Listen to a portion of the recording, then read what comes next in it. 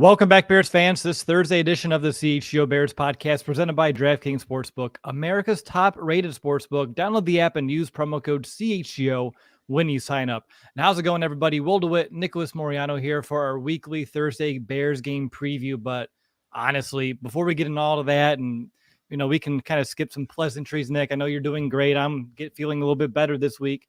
There's been some, I would call it slightly breaking news. Obviously, nothing has been made official, but it should be known that the current Big Ten commissioner, Kevin Warren, is reportedly a leading candidate to become the Bears' next team president and CEO. What's your initial take? We literally just found out about this, 15 minutes ago? So we're just kind of still digesting, but what's your first thoughts about this?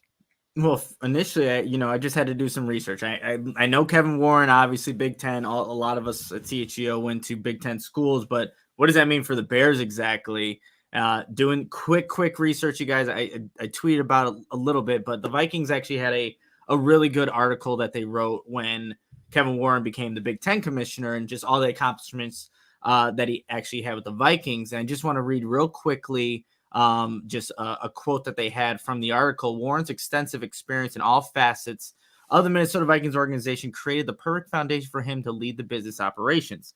Since being promoted to COO, Warren played a critical role in all business, financial, legal, and operational aspects related to U.S. Bank Stadium and was involved in design, construction, business, legal, and operational components of the new stadium. So, I'll just read that, and that should get people excited about what the potential can be for the new stadium that will be in Arlington Heights when the Bears, get everything official and things like that. And I always get the question, well, with traveling all of these stadiums, which one's my top favorite? I always go to U.S. Bank Stadium, and just the layout, where it's located, how everything works around it. It just makes so much sense. And if the Bears can get something like that, that would be ideal. The fan experience would be so much different than it is at Soldier Field. But that's kind of the big news, why this matters. And yes, this happened, maybe 5 to 10 minutes before we actually jumped on here, Will. But that's kind of my initial reaction and what it can mean moving forward for the Chicago Bears organization. Yeah, and when I was looking through the article that you shared too, I noticed that he was the highest-ranking African-American executive on the business side of any team in the NFL at the time when he was with the Vikings.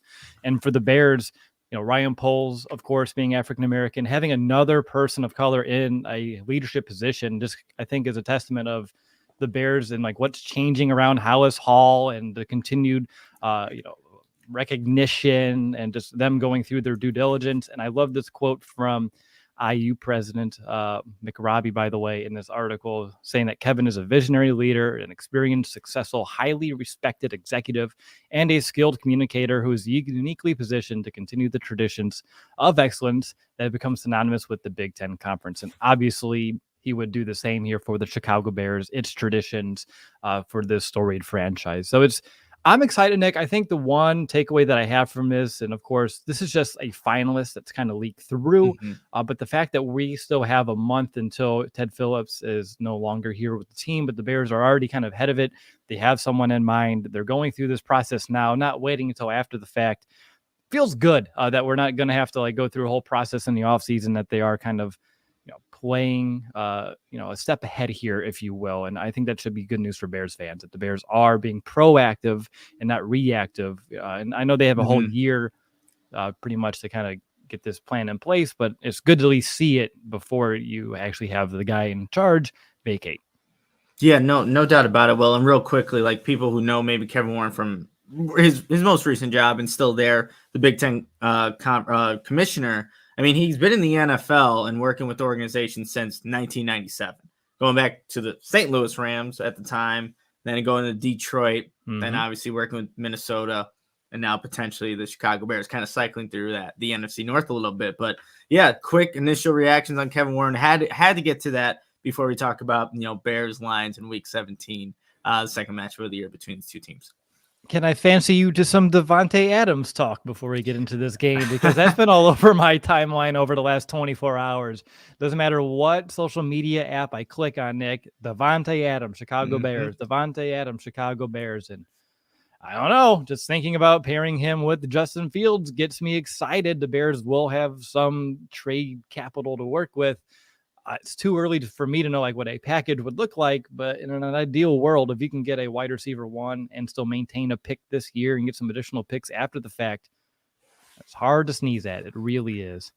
That'd be unheard of, Will, for, a guy like Davante Adams, one, to be traded in the first place to the Raiders, and then, a year later get traded again to potentially, if that were to happen, but that would be nuts.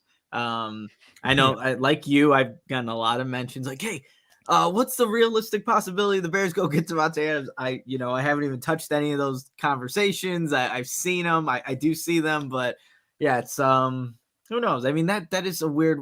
You go to Vegas to join your good friend Derek Carr, and now being essentially benched for the final 2 games because he's potentially going to get traded.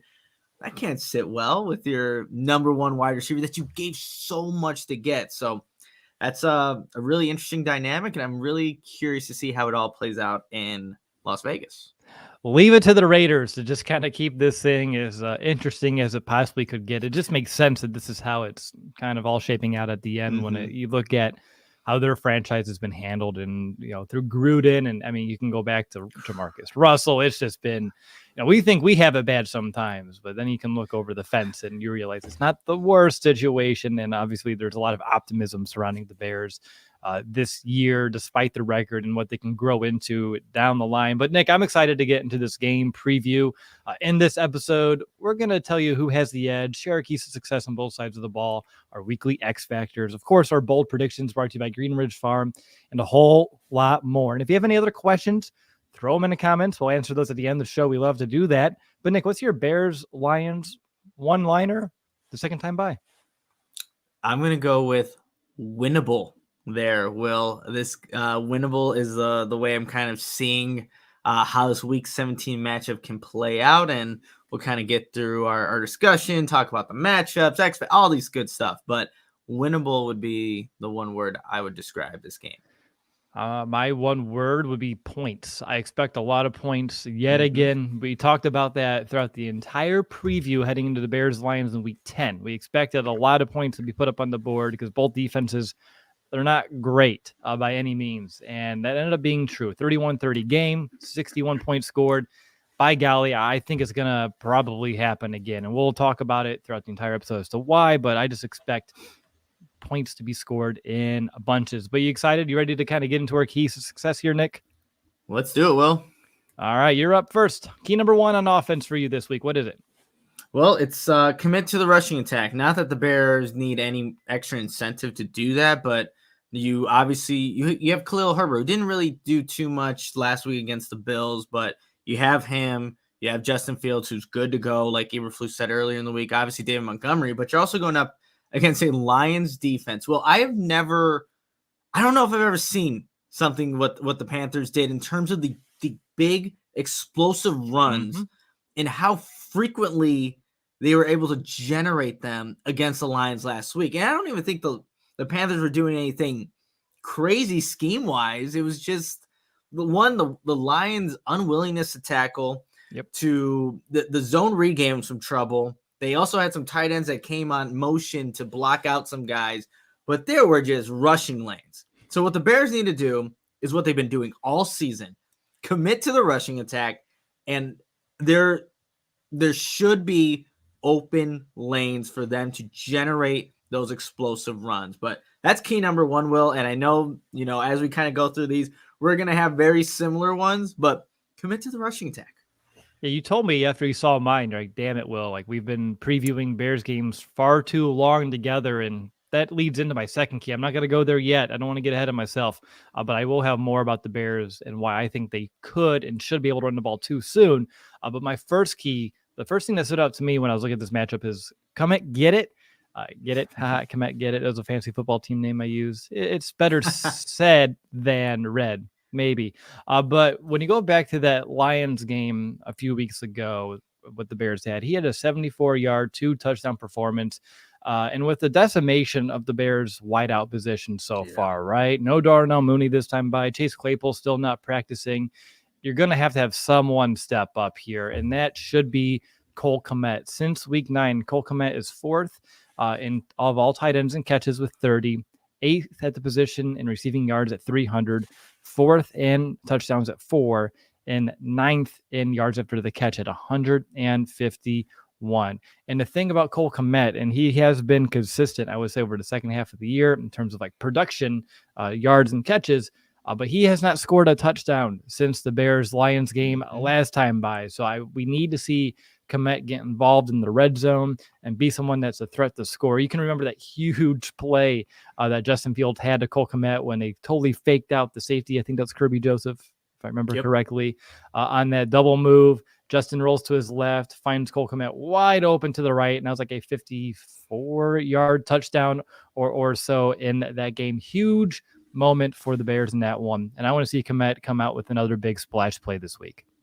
You know, it would be really fitting. You know, you just won the Jeff Dickerson Good Guy Award yesterday. Hopefully that great week continues for Cole Kmet and to just, you know, capitalize on a vulnerable Lions defense there. Well, my second key, and I mentioned it a little bit, and even when I was talking about the first one with the rushing attack, but these defenders for the Detroit Lions were missing tackles like it was their job against the Carolina Panthers last week. So if you're the Bears in this rushing attack, Justin Fields, Khalil Herbert, David Montgomery, you need to make these guys actually tackle in space on these zone reads where these defensive ends have to either pick, you know, are you going to go with Justin? Like, there's been a lot of talk about the mesh point and what the opposing defense are doing against Justin Fields in his rushing attack. Make these defensive ends commit one way or another and then try to exploit that, because there were so many missed tackles. And there were times where the corners in position, like Jeff Okudah, didn't want any part of like making a tackle on one of the running backs, whether it was Foreman, Hubbard, you know, even Sam Darnold got in some decent runs there in that game. But you want to test out these defenders to see if they've learned from last week. Because if they haven't, you have guys like Justin Fields who can run a 4-4, low 4-4. You have Khalil Herbert, who has obviously speed, and David Montgomery's no slouch either. But you need to test out every single one of these guys, all 11, on the Detroit Lions and see if they're actually willing to tackle this game, because they showed no effort and didn't do that consistently enough against the Panthers and were really blown out of that game. Obviously, the score was 37-23, but it never really even felt that close based off of how the Bears were rushing the ball, or the Carolina Panthers were rushing the ball, and honestly, how the game ended out. The Panthers ran the ball for, and this is not a typo, I am not misspeaking, 320 yards against this Lions defense last week, Nick. 320 yards. That's insane. Will, when I was watching the film and just putting my notes in, I'm like, there's no way. There's another big run like that. And it consistently happened. I was just like, like I said, I had never really seen something like that. And it happened right off the bat too. And it was with different running backs in the very first drive. That boom, boom, boom. So like you, I was just like, what is going on? It didn't make a lot of sense watching it because they have a lot to play for and they've been playing well. Yeah. And then they just, I don't know if they were holiday hangover kind of thing or whatever, but it just wasn't there. And that's why my second key for the Bears is unleash the beast. And that is, of course, I'm referencing the Bears' three-headed rushing attack, because they were able to go out and just destroy the Lions last time too. Justin Fields had 147 rushing yards against Detroit, and a lot of those came on design run. Do you remember that very first play? It was that little read option, and Justin Fields just takes it outside, an easy 20-yard pickup, like nobody near him, jogs out of bounds once finally a safety gets over there. Like, that's easy stuff. And that's because the Lions, you said it happened last week, and it even happened against the Bears last time out. Just not a lot of discipline, no gap integrity. Those read options, as you were mentioning, they tend to get baited on those, and offenses can exploit. Aiden Hutchinson, really talented young player, is going to be a phenom in this league, but you can get him on some of those zone reads, making him the key and making him pay for, making a mistake there. In the last meetup too, Herbert had 57 yards, Montgomery had 37, and so everyone was contributing, and we saw that what the Panthers were able to do last week. So that should happen. Last week, a big reason why the Bears offense wasn't able to kind of get moving is because the three-headed monster really didn't exist. Justin Fields only 11 yards on 7 carries. Herbert only 7 yards on 6 carries. Montgomery had 62 on 16, but we all expect more out of Justin. We all expect way more out of Khalil Herbert, too. We need all three of these guys to be firing on all cylinders against Detroit, which they should be able to do. And if so, the Bears offense should, and I would expect them to move down the field relatively easily, too. And that should help them mitigate the loss of having some of that talent at wide receiver that I referenced just a little bit ago, Nick. I agree there, Will. And, Matthew Gregory has a good point. One, it's good to see you too, Matthew, in the chat here. But their Lions run defense had been good until last week.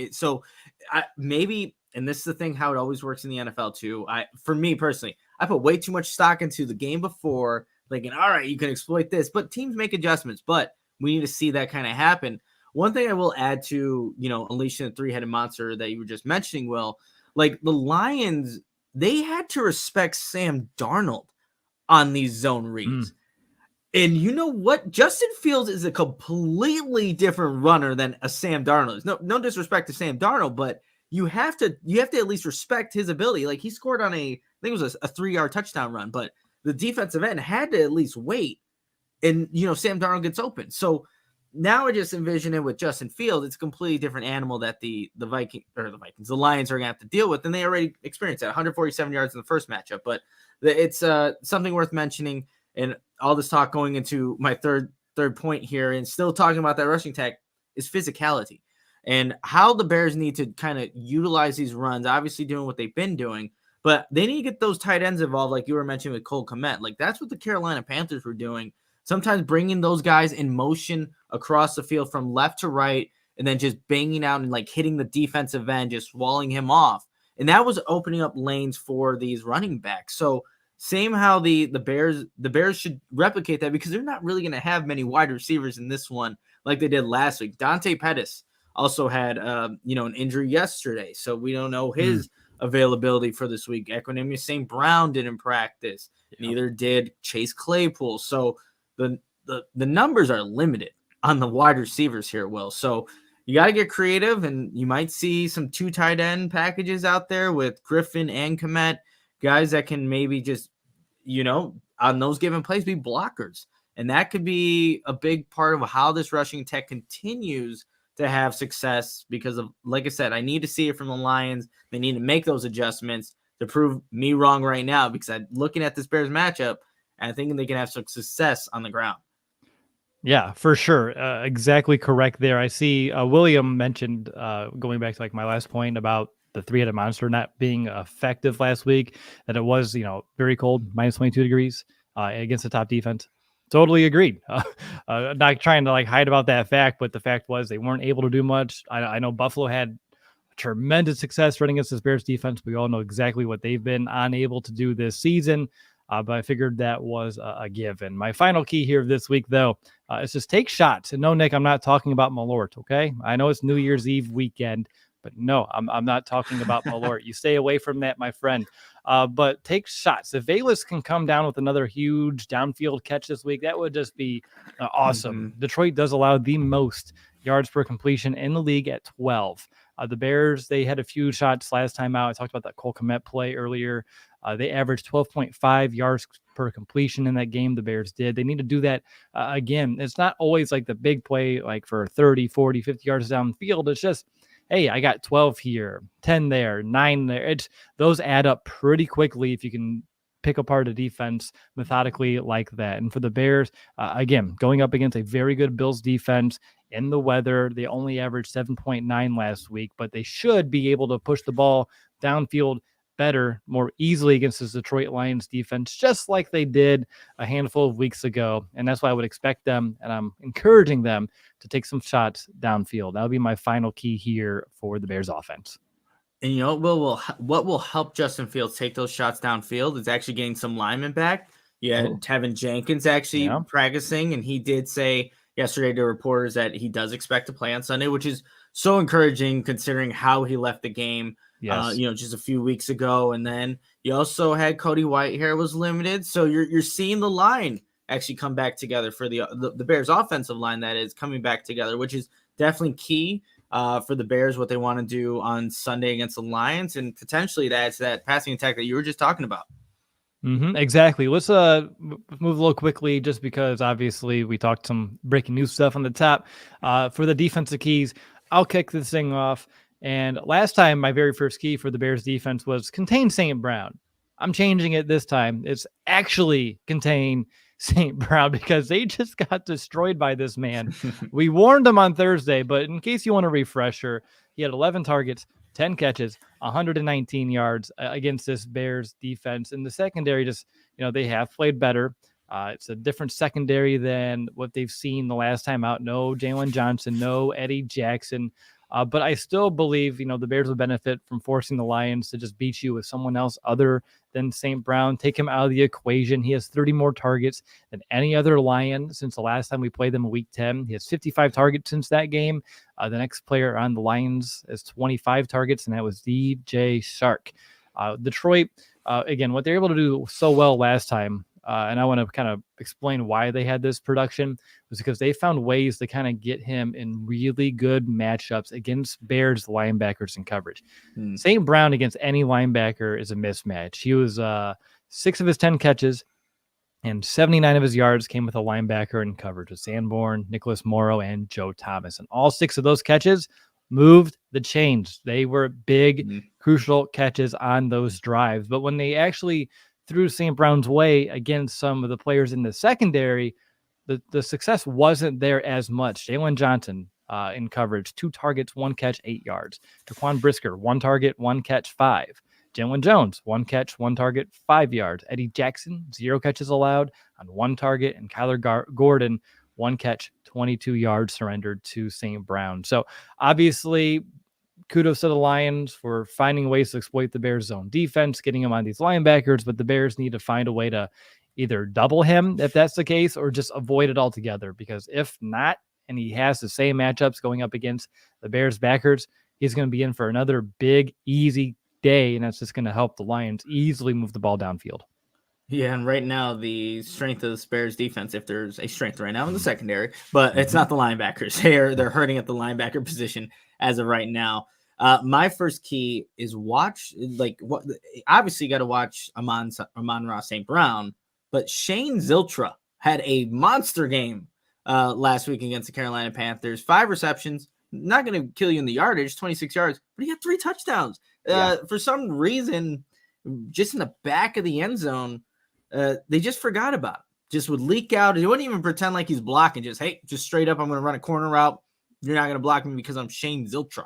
And he got open and scored touchdowns for the Detroit Lions. So, again, going back to those linebackers we just talked about, we need to see if the Bears, if they do take away somehow or mitigate the damage from St. Brown, don't let this guy beat you. He definitely put a dent in the Carolina Panthers defense, what he's able to do in terms of scoring points, but you need to see exactly how they're going to use him.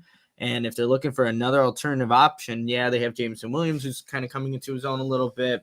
You also have DJ Chark, had a big catch downfield, left sideline against the Panthers, but don't let Zylstra go off for 3 touchdowns against you because the Bears defense is giving up points. So just don't let it be to that guy. Yeah, if you allow the Lions to march down into the red zone, say it's St. Brown, just throwing a name out there. I don't know why that one sticks to me, but it does. And then you allow him to get into the side that's 20, and then Zylstra is, puts the icing on the cake easily. Man, it's going to be really hard to play catch up in a situation like that. Good point there, Nick. My second key, I'll keep this short, sweet and to the point. And it's just find a way to force takeaways. The Bears had 0 against the Lions last time out. And Nick, this is so damn simple. It's stupid. When the Lions commit a turnover this year, okay, when they commit at least 1 turnover on offense, they are 1-8 this season. But when they have a clean game, they are 6-1. It's just a huge disparity of their record when they either have a turnover or don't on offense. And over the last 2 weeks, the Bears have forced 6 of these, 3-3. I mean, sorry, 3-3. Back-to-back 3 turnover games on defense against 2 of the best offenses in the league. So the Bears needed to find a way to kind of keep this momentum rolling and take away the football. Because if so, like I said, the Lions 1-8 if they have at least 1 turnover on offense, 6-1 when they have none. Such a huge difference. I know they're important for every team, but I think for the Lions, it just has a little bit more weight. No, Will, that's great by you. And I'm going to get really repetitive in about 2 keys after this one, but we're going to first go to my second one, hands up. And what I mean, like, don't give up on the play, obviously, but hands up for these defensive linemen that really can't get to the quarterback right now. Well, everyone knows that there is no type of pass rush, but in that it was pretty cold in in that Lions-Panthers game, but a lot of those defenders for the Panthers, they didn't get to Jared Goff, simply were timing when he was throwing the ball, knocking the ball down, and obviously just destroying the play altogether when the ball's ending up on the ground, incomplete pass. So for a Bears defensive line that, hasn't gotten a sack, again, I don't even remember now, or has caused consistent pressure, that might be your second best option. So Travis Gibson, Dominique Robinson, Justin Jones obviously capable of doing that as well, but get those hands up, man. Try to impact the play in one way, because trying to, ask for any type of pass rush seems pointless at this point. Right now, Will, I know someone mentioned it in our chat already about that, but I think right now, try to get your hands up, time those passes. There were a lot of tip passes from Jared Goff in that game against the Panthers. So that might be your best option. And that's going to help you. A tip pass at the line of scrimmage can easily lead to a takeaway on defense. I like it. And honestly, I just want to applaud both of us for not coming out here with a key about find a pass rush or stop the run, because it's just not what this defense can do right now. You have to find other ways to beat these opponents. And that's what we're trying to do here, because I feel like putting any of those as keys, it's just like you just have to pray it actually happens, and I still doubt it would. My final key here for the Bears on defense this week is just get off the field. Right, again, they really struggled mightily against the Lions last time, and I do fear it could happen again. Here are the scoring drives from the Lions last time out: 14 plays, 68 yards; 13 plays, 80-yard drive; 4 plays, 55; 8 plays, 91 yards. And then he had a 1 pick 6. So that doesn't count here too, if you're trying to figure out why it doesn't add up. So that was 39 plays. All right. And 4 scores. They only forced on those 39 plays 6 third downs in the entirety of that span. That's 6.5 plays per third down forced. And out of those 6, on those drives, they only made 1 third down stop. And then the Lions went for it on 4th down and was able to get it on that one too. So practically 0 stops in any of those do or die situations on those drives. And it was just way too easy for Detroit. It's demoralizing for a defense when he can't get off the field or even force an offense into 3rd down. It puts all the confidence in the palm of that offense's hands. And you talked about putting the hands up for the defense. And I think that's going to help, because the big key behind this lack of success was that lack of pressure. We had the Lions in 3rd and longs multiple times, and when they got into the situations, no pressure. Goff he could have done the alphabet forward and backwards, and then passed that football. He had all day to find a receiver. So the Bears need to be better on 3rd down, need to be better in forcing them into 3rd down situations. And when they do, just find a damn way to get off the field, because that was just insufferable to watch. And I'm sure it feels even worse being on the field when it's happening. Yeah, no doubt about it, Will. And one way they can get off the field is my last key, which you already mentioned, is forced turnovers. So there really isn't any reason for me to go really deep down into why that's important. Will, you already gave the great stats of what the Detroit Lions do in terms of wins and losses when they turn over the ball and when they don't. So obviously that's going to be key for a young secondary, Will, that's generating these turnovers despite not having that pass rush. So if that combination continues to work, then maybe the Bears will, go back to right how this podcast started with where I said winnable, be in the Bears' favor this week. And if not, they'll go to mine with points, with a lot of points surrendered. Exactly. So there we go. It all works out. So that's our keys to success on both sides of the ball this week. Hopefully the Bears are listening, unlike the last time they played the Lions. And again, I know it was only a 1-point loss, but the outcome definitely would have been different. Let's get into our weekly Bears Bowl predictions brought to you by Green Ridge Farm. I'll start mine off here this week, Nick. Velus Jones Jr. He's going to have 75 receiving yards, 1 receiving touchdown, and a kick return cross the 50-yard line. Bold prediction. Boom. I like it. Just Velus stacking good days, even if it's at the end of the season. Doesn't matter when. Well, it doesn't matter when it happens, but it needs to happen at some point. So it's good to see. I like that a lot, Will. My bold prediction, we talked about this rushing attack for the Bears, what it could potentially do, how bad the Lions' rush defense was last week. Justin Fields had 147 yards rushing against the Lions. Look, the Bears are not going to have a lot of wide receivers in this one. The Lions need to show to me that they can make adjustments from last week.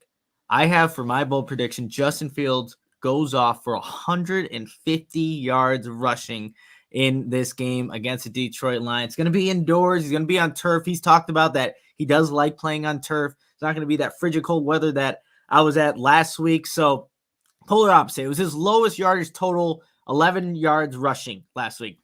Mm-hmm. Complete opposite. Goes back to the Justin Fields that we've been accustomed to seeing and goes for 150 yards rushing against the Detroit Lions. That gets him knocking on the door heading into the final game of the season. And that's all I'm going to say because I don't want to put anything else on it. But he's knocking on the door. If you need to know what door it is, I'm sure you can figure that one out.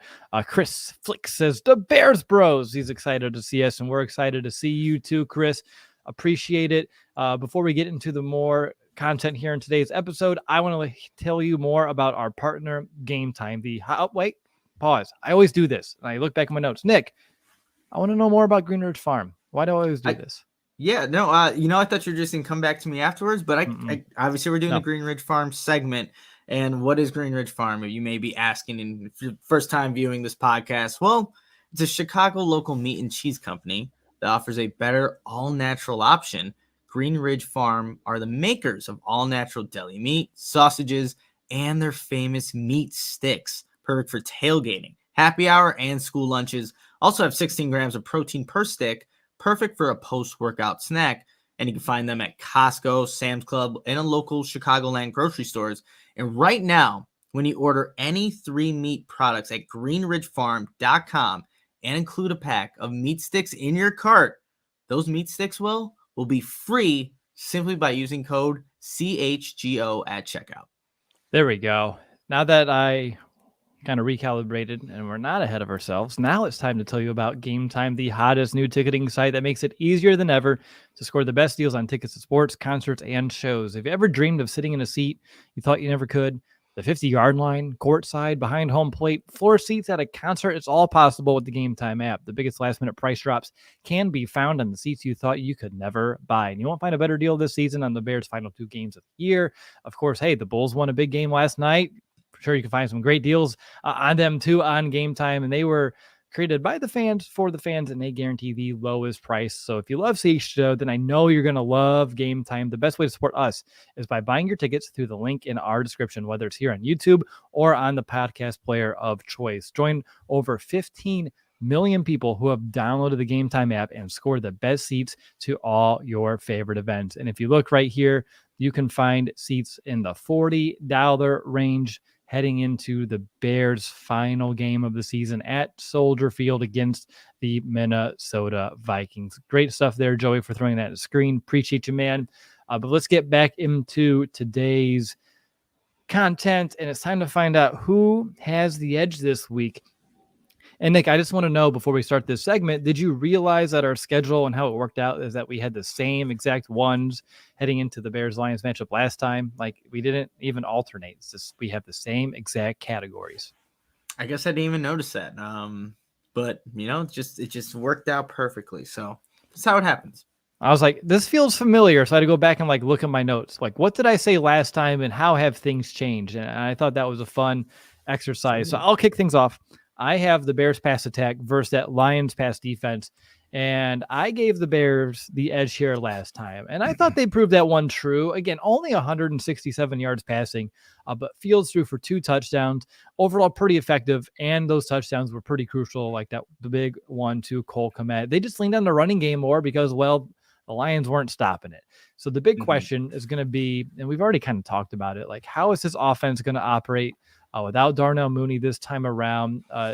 We are used to his absence a little bit, but we did have him, and he was the Bears' best wide receiver in that Bears-Lions matchup in Week 10. Claypool, as we mentioned, did not practice on Wednesday. Same with St. Brown. Dante Pettis was limited. Like oh boy, like who you have to throw to is getting really slim, and it's a little alarming. But still, when you look at the Lions, 3rd most pass yards allowed per game, most yards surrendered per completion, 6th most passing touchdowns allowed this year. And since we played them, looking at like their schedule, they've allowed 37 or more yards through the air every single week but one, and they have 3 games of allowing 287 plus, including nearly 400 yards allowed to the Vikings through the air. 223, by the way, came from Justin Jefferson. I just want to point that out. And I know the Bears don't have that kind of talent at wide receiver, but I still believe Fields will be effective enough to make the Lions wish they did more to defend the pass. So the Bears will get the edge here again for me this week. Nick, Bears rush attack versus Lions run defense. I feel like I know where this is going to go based off our conversation earlier in this show, but you're not going to prove me wrong.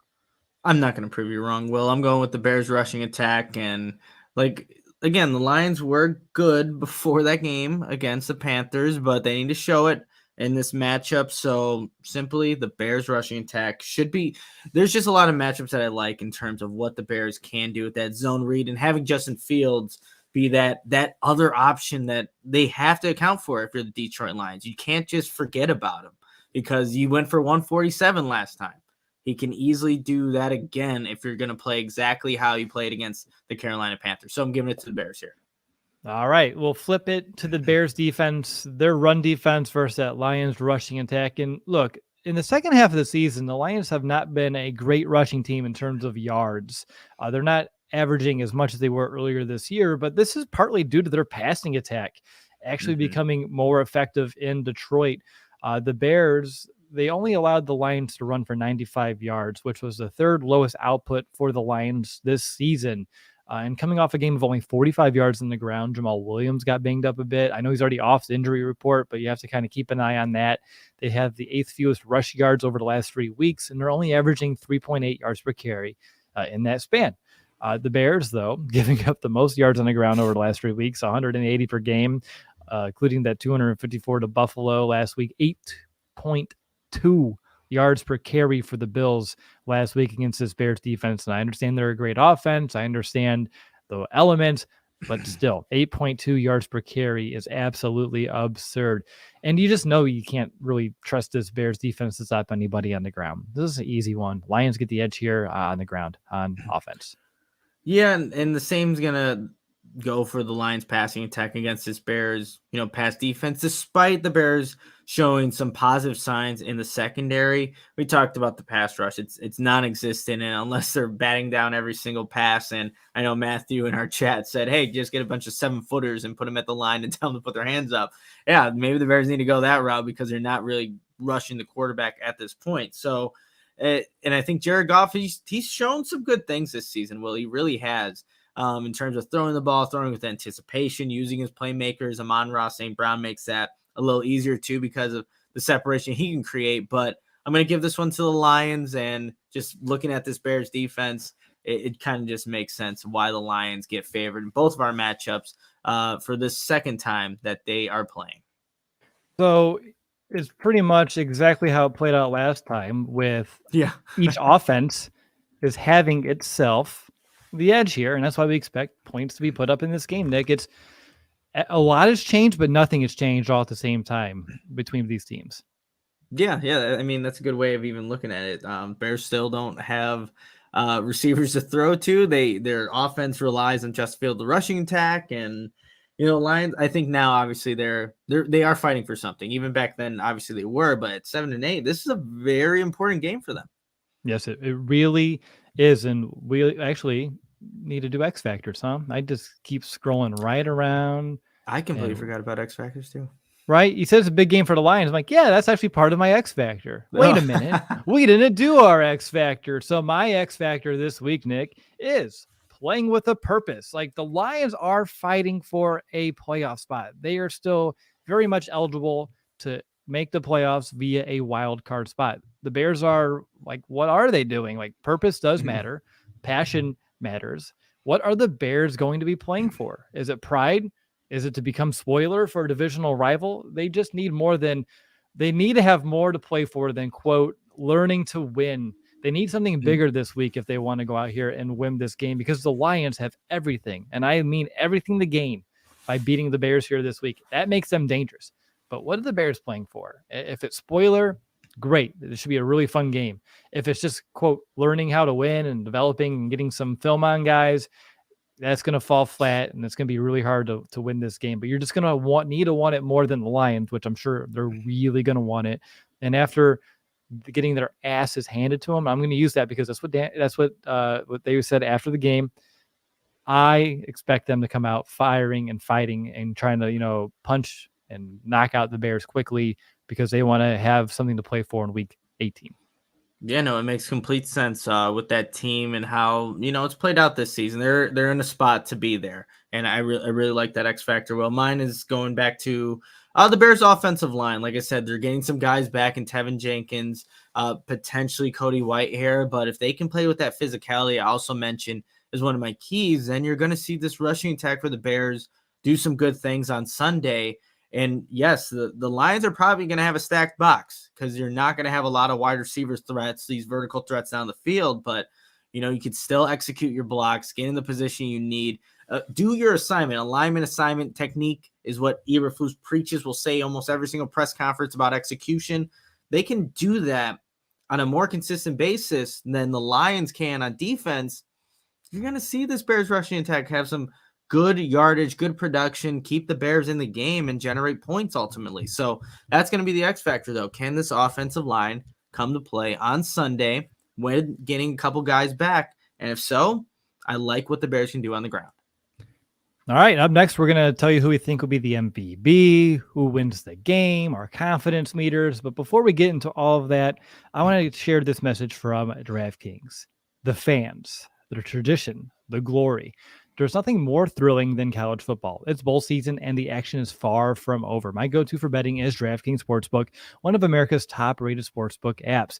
If you're excited for the NCAA championship game like I am, definitely check out DraftKings, because right now, new customers can place a $5 pregame moneyline bet on a college football team to win and get $150 in free bets if they do. Plus, everyone can combine multiple bets for a bigger payout with DraftKings same-game parlays. The Nicholas Moreano special. Add 1 million legs, and if you win, you're not coming into work for quite a long time. And download the DraftKings Sportsbook app now. Use code CHGO, and new customers can place a $5 pregame moneyline bet on a college football team to win and get $150 if your team does. That's code CHGO only at DraftKings Sportsbook. Minimum age and eligibility restrictions apply. See show notes for details.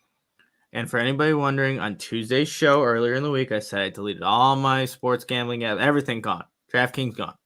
I now have it back. I placed a bet. And I still lost, but I still have the app. I'm dedicated. I tried, Will, to say, hey, maybe I need to do something. And I took the first steps and I got right back into it. But hey, it was, I did research. It just didn't work out for me in my bet, but I do have DraftKings. Again, I know people were making fun of me for that, but I do have to tell you about another great sponsor of the show, Foco. Chicago, you've already got the best coverage for your favorite team, so get fitted out in the best sports gear around. Foco's got you covered from Soldier Field to the front room, north or south side, with hoodies, slippers, signs, bobbleheads, and everything in between. Get decked out like DeMar. Oh, man, he had an awesome, fourth quarter performance that I didn't watch, but I got to see some of the highlights. And he also got in Grayson Allen's face. Hate that dude. From the best apparel and leader in sports, merch, and collectibles, FOCO. Looking for the perfect gift for the football fan in your life? FOCO's got you covered with hoodies to fight that Lake Michigan breeze. Check out FOCO.com or click the link in the description below for all non-presale items. Use the promo code CHGO for 10% off. All right, great stuff there, Nick. I opened up the DraftKings app looking at this Bears-Lions game because I love to play over-unders. And, Nick, they hate to allow us to play over-unders. There's no player props for this matchup. What? I don't know why. I feel like it's not like Justin's playing, Goff is playing. We know who's playing for Detroit. I don't know why this would be the one game out of like the 5 that I spot checked that don't have any player props. But I'm going to at least give you some team props I see here, and you can just let me know what you think. But what about the Bears over-under 2.5 touchdowns? I would say over in this game, personally. Again, I just expect a lot of points. I'm going over that as well. I think what happened last week is not going to carry over into this game. And then same thing with the Lions. Their line's at 3.5. I still expect them to score around 4 touchdowns, if not more. It's 28 points. I can see that too. All right. Well, that's the team props. What about game props real quick? The Bears' first drive result is it going to be a punt, a touchdown, a field goal attempt, or a turnover on downs, or a safety, Nick? It's going to be a touchdown. Well, they went down the field and scored on the Buffalo Bills, and then they didn't really score much after the game. So, all right, you can get that at plus 260. Plus 260 for that one right there, Nick. That's not bad. That's my problem. That's my problem. You're like, probably do it. And then I'm just looking at the game in general. This can maybe give away a little bit of our game prediction, but what about the total at 52? I'm saying over. What did I have? 52. 52. I am under 52. Ooh. Yes, I'm under 52. I had to quickly do math. Yes, under 52. And then what about the spread? They have the Bears at plus 6. Will they cover the spread? And I know we'll give who wins later, but I don't have them in my prediction, so I will say no. I will say yes. Okay. I like it. I wish we had some players to actually use here, but I will digress. We utilize what we have in front of us. All right. MVB, Nick. MVB, most valuable Bear at the end of the game. Who is it going to be? So I had this player as my MVB last week. It didn't work out, all right? Just didn't work out. He didn't really play too much. But it's Khalil Herbert. Khalil Herbert's going to be the MVP. Hey. I just see the potential there, Will, the big runs that all these Carolina Panthers running backs had last week, and I think he's the guy that can, outside of Justin Fields. That's how this segment goes now. But he's the guy that can really pop off and get, even more yards than he did the first time. I think it was around 50, 57, somewhere around there. So I think when it all comes down to how the Bears rushing attack will have success, Khalil Herbert's going to be a big part of it. So he is my week 17 MVP. All right. I am going defense this week in a game that I expect a bunch of points. I don't know if this makes sense, but I'm going with Kyler Gordon. Last week I wanted Jalen Johnson, and he didn't even play. So I feel like I'm at least on a better track here this week. When I saw that news break, I was like, son of a gun, because like the injury happened so late. But again, I digress. But Kyler Gordon, I'm going to ride the hot hand here this week. He was only targeted twice in the last meetup. He did allow 2 catches, one for 22 yards, another one for 6. But he's coming off back-to-back interception games. He has that fumble recovery. I've just been enjoying watching him play. That confidence is at an all-time high. He's playing his best football, playing with instincts. He's getting a real feel for the game. You can see it out there where he's really understanding what an offense is trying to do and how they're trying to attack that Bears defense. So I have him coming away with another big-time play. I don't know if that's an interception, a forced fumble, a fumble recovery, but I just feel like he's going to make an impact here in this game, and hopefully he can help be a part of shutting down a few of these receivers for the Lions. We know about Amon-Ra St. Brown. Heck, DJ Shark over his last 4 games has 318 yards with 1 touchdown on 16 catches. So he's another big-time playmaker who has been making plays now that he's healthy for the Lions. So Kyler Gordon, bring it on home and be the MVP when it's all said and done here this week. Nick, who wins this game? Will the Bears play spoiler this week, or does the losing streak / tankathon / draft status all kind of stay put? Well, here's how I I wanted to make a jump in the standings right now for the CHGO staff. Adam Hogue and I, we're sitting at the bottom. We haven't done so well this season. We're both 6-8, and I know he's picking Detroit. I'm picking the Bears to win this game. They do play spoiler. Everyone's gonna be pissed off when it happens, and they don't get the number 1 overall pick. But this is a winnable game. And Mark, Adam, and I were talking about that on Tuesday. I think they can do it, and I have the Bears winning this one, 27-24. But more importantly, I'll move to 7-8 in the standings. Adam Hogue, I know, is going to pick the Lions. He'll go to 6-9. Nice. I see. I beat you to it. I knew it was coming. I knew it was coming. I felt the setup from a mile away, but I like it. It's bold. I could have counted for a bold prediction perhaps this week. No, the Bears lost to Detroit by 1. Like, this is a winnable game, and you preface that right away in the very top of this episode. But I just feel like the Bears have continued to find ways to lose, and I do feel like they are just kind of on that streak. And at the end of the day, I don't know what they're playing for. And that's why I have them losing this game. I have the final score 31-24. Would not be surprised if it's closer than that, because the Lions do give up 26.3 points per game. The Bears scored 30 on them last time. And then on top of that, too, just Jared Goff has been playing on a different level than we last saw. He has through the first 8 games, like right before we saw him, he had 14 touchdowns, 7 interceptions. Since we've played him, 12 touchdowns, no interceptions, and it has had a quarterback rating in a game of 110 or more 4 different times. And this time the Bears don't have Sanborn, they don't have Eddie Jackson, and they don't have Jalen Johnson. So for all of those reasons, I expect the Bears to be on the short end of the stick here this week, drop another one, and all I'm going to say is let's go Texans. What's your confidence meter, Nick? Yeah, real quickly, I see Greg's in the chat here. Who's leading those standings? Greg, you are leading those standings, 10-4, very impressive. But you're not going to get a win this week because I have the Bears winning, and you're going to take the Lions. I just know it. But going back to the question you asked, Will, my confidence, I have it at a 5. It's not very confident that the Bears will win this one. It's going to be, I think, a close game. But you mentioned all the guys that were out on defense for the Bears that were there in the first matchup are no longer here for this matchup. It does make things a lot more difficult for the Bears to pull off a victory. But, man, just how they played last week, and Dan Campbell's going to want to get that team just right, just fix a lot of those wrongs that were happening. But I need to see it. But I'm at a 5 at my confidence meter because easily the Lions, they have a better team right now, right? Just looking at it, how they've been playing, mentioned the stats with Goff, easily can win this one. But I'm at a 5 for my confidence meter.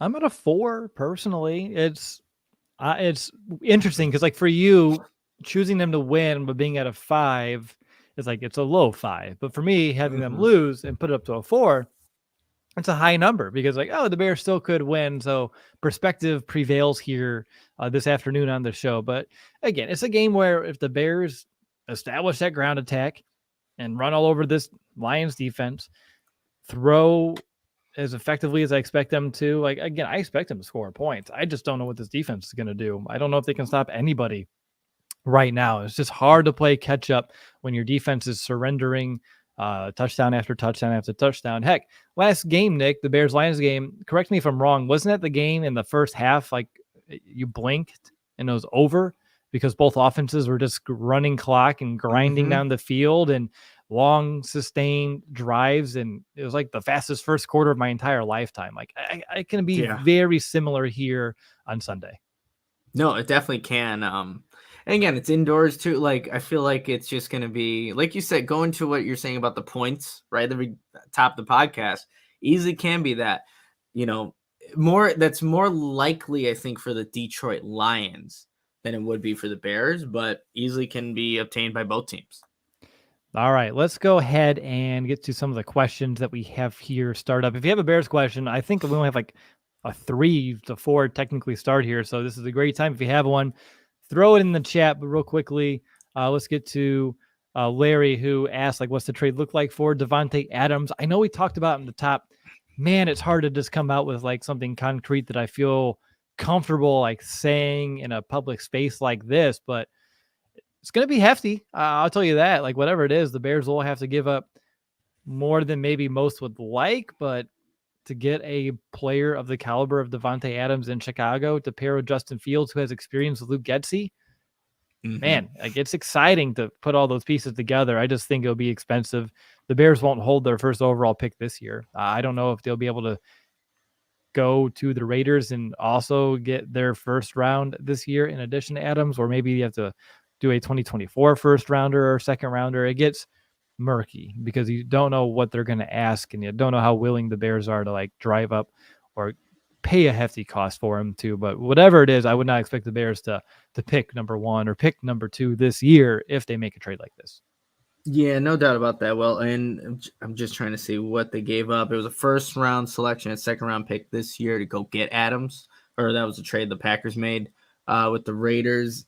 Yeah, it's just hard to tell. And again, are the Raiders going to be willing to trade or even listen to offers for a guy they just got and they gave up so much to get? So it's I'm not going to say it's a pipe dream because we've seen crazy things. Wide receivers get moved from teams that you never would have thought. Like, who would have thought Adams would have been traded in the first place, or Tyreek Hill, or those guys? But yeah, it is. Like I said, it'll be an interesting situation because Derek Carr's his guy. If he's not there, I mean, who you bringing? I don't know. It gets really interesting.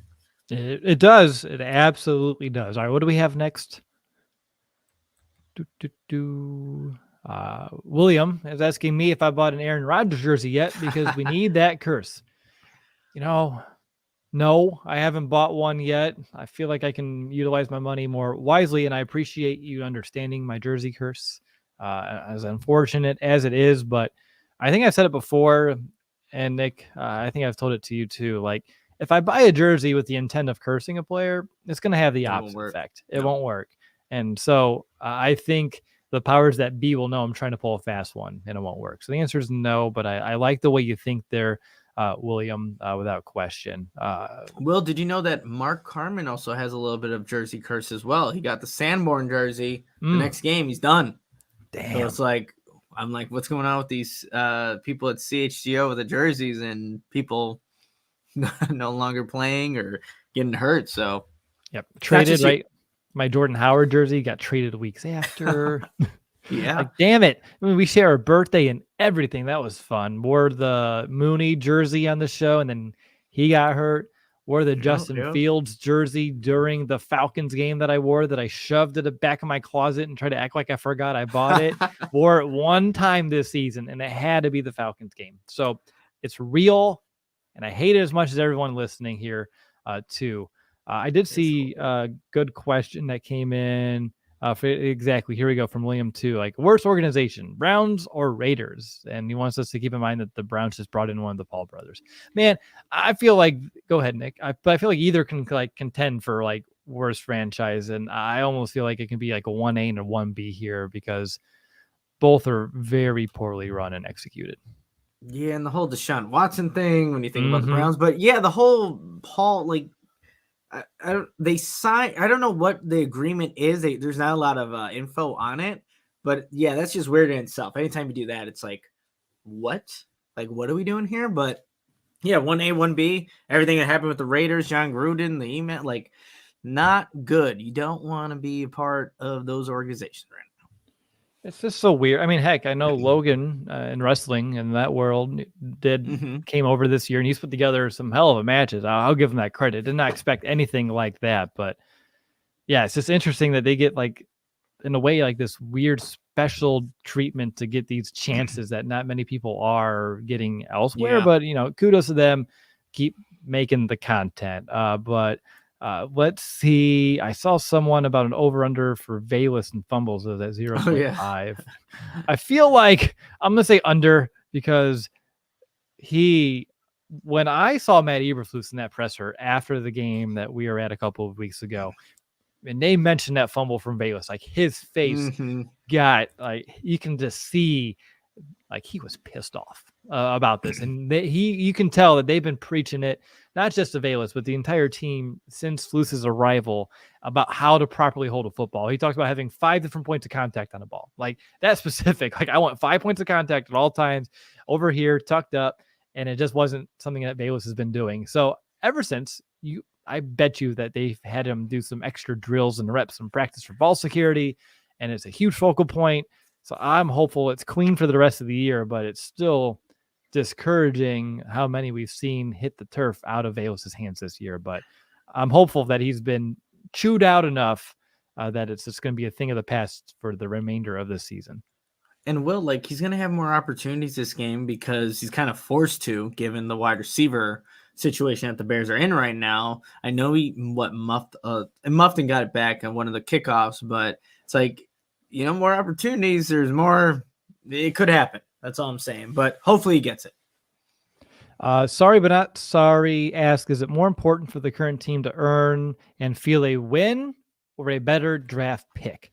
It's a really good question. I lean draft pick personally. I feel like beating the Lions may give you a short little boost, may make you feel better coming into House Hall on Monday.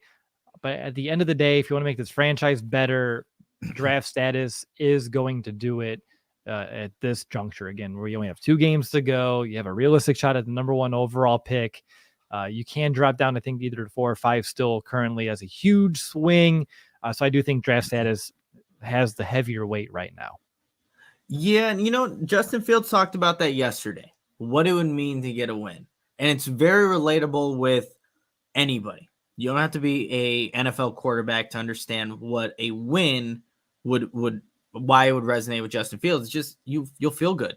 You put in all this work throughout the week to prepare for a game plan, to go out and execute, and to see a win.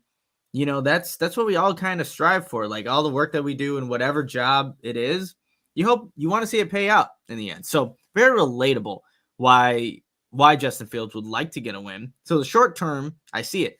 The long term, I also see exactly what you just said, Will, about the number 1 overall pick, what it can mean to this franchise, what they can do, potentially trading it, so many open possibilities. But I see both sides of the equation here, and we'll see what the Bears do on Sunday to lean one way or another towards those results. I know that, there we go. Riley asked us about our thoughts on the Big Ten commish being the new Bears president.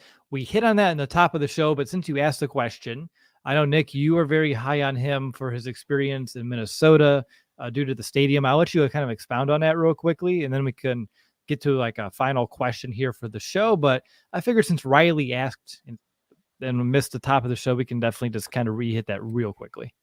Yeah, no, I'm all for it, especially considering what the Bears are doing moving forward with eventually moving to the Arlington Heights location, knowing that Kevin Warren was a huge component and just a visionary for what U.S. Bank Stadium currently is right now, helping the construction, the design, the legal, operational aspects, all that stuff.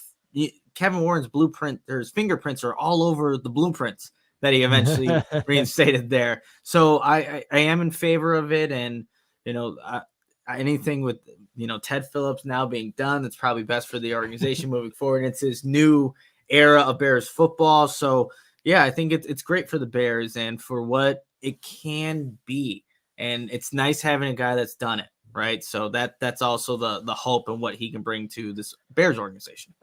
All right, and the final question I see here is Matthew Gregory wants to know if we think that Ryan Poles making that swing by trading for Chase Claypool, is that enough and he won't make another big move at the position? I think it's pretty clear that he is never going to be content with the talent on this team, always looking to improve it. And by no means has Claypool showed anybody that he is the guy that you can build this wide receiver room around. If he can develop and become a guy here in Chicago, nobody's going to complain. But as of right now, what we've seen with both, I guess, injuries, so durability, and just the lack of actual impact on the field, no way he's done adding to this positional group for Justin next year. You can't roll in next season. You have to find someone to elevate. You need to find a couple of guys to elevate the floor, but then you need to find that guy that takes that ceiling to a whole nother level too. You have to do both this offseason. Yeah, well, if Ryan Poles is content with this current Bears wide receiver group, this organization is doomed. Justin Fields is not going to, be the quarterback that I think a lot of people know he can be. So, yeah, there better be more moves made to add to that wide receiver room because, look, they need it. They are scratching and clawing to put guys out there right now in these final 2 games of the season, and you need dudes at that position moving forward, especially with Fields going into year 3. Year 2 is a very important season for him, but you definitely need it moving forward. Just seeing the past couple quarterbacks the Bears have played, Josh Allen, Jalen Hurts, what they've done with a number 1, yeah, you better add some receivers to that room. 1,000,000%. Year 2, Justin has passed all the tests that he needs to. Now you can give him the keys to the kingdom, find him that receiver. Before we sign off, I want to encourage you to head over to allchgo.com/diehard. Become a diehard today. There's a lot of great benefits behind it, like getting 20% off all CHGO merch all of the time. You get your own exclusive diehard gear. You get 20% off to all of our events, whether that's a Bears tailgate, a takeover to a Bulls game. I know we're hoping to do takeovers for Bears games next season too. So that's going to be a great benefit for you too. Ways to save just so much money. And of course, you get to join our amazing Bears community of other like-minded Bears fans, Chicago sports fans. You get to join our lounge in our Discord so you can talk to us and other Bears fans in a space that's not social media like Twitter. It's a really great experience for everybody, and it's the place to be if you are a Chicago Bears fan and a Chicago sports fan. Nick, any final thoughts on either this game, today's episode, anything we talked about, you trying to delete DraftKings again, becoming a diehard on our website? I'll leave it to you to kind of give me your final thought overall. Just one thing, Will, every time I come to the office here to do the podcast, do work or whatever, I always look down on the ground, and that's where the damn Legos, Thanos freaking Infinity Gauntlet's at, and I've yet to touch it. And I'm really looking forward to building that present you got me, but it has yet to happen at this point. It'll happen. I give that. Daniel, I had one final question for me. What of my keys are not going to happen to lead to the loss? Honestly, all 3 of my defensive keys can definitely not happen and lead to a Bears loss, right? They don't contain St. Brown. They don't force takeaways, and they can't get off the field. They could definitely easily be a trickle-down effect through all 3 of my keys. And if so, it'll be another tough sledding day for the Bears in which they lose the game. Really fun question overall. And I enjoyed all the questions, by the way, that came in here today, and for everyone being just so active in the chat here on this Thursday afternoon. But that's going to do it for both Nick and I. Nick has some Legos to build. I have a baby to go tend to, and we will enjoy the rest of our 2022, and we'll see you in 2023 as the Bears take on the Lions for our first post-game show of the year / second to last post-game show of the year. It's all weird, ain't it? But I hope you have a good rest of your 22. Enjoy your New Year's. And of course, bear down, Chicago. Happy New Year.